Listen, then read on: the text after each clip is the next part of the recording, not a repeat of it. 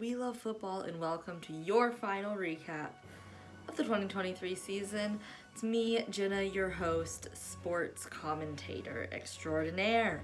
Let's dive right into things.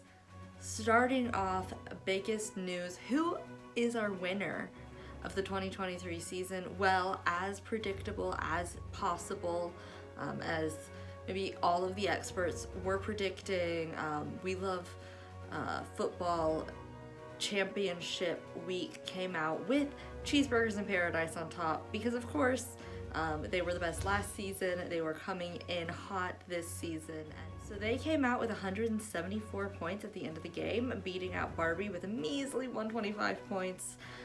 So it might have been the championship game, it might have been an easy win, but it's clear that Cheeseburgers don't slack off in the last 10 meters of the race. You know, they push hard to the end. So special shout out to Lamar Jackson, Ravens quarterback, who had an exceptional game along with the rest of his team, winning 36 points for Cheeseburgers.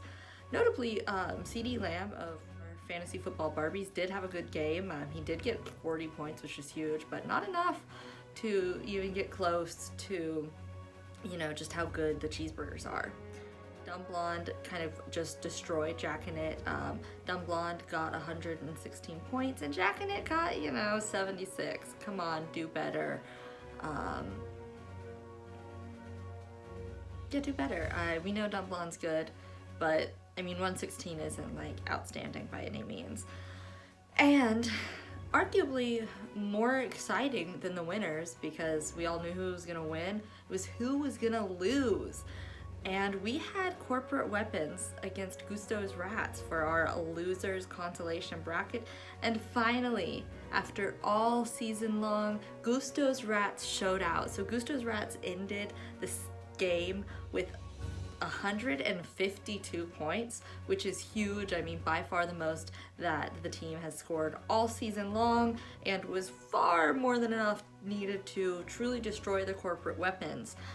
Cannot wait to see what kind of video performance we are going to get out of the manager of Corporate Weapons. I'm sure it's going to be horribly embarrassing, and it's going to happen because who would flake on doing their loser's punishment?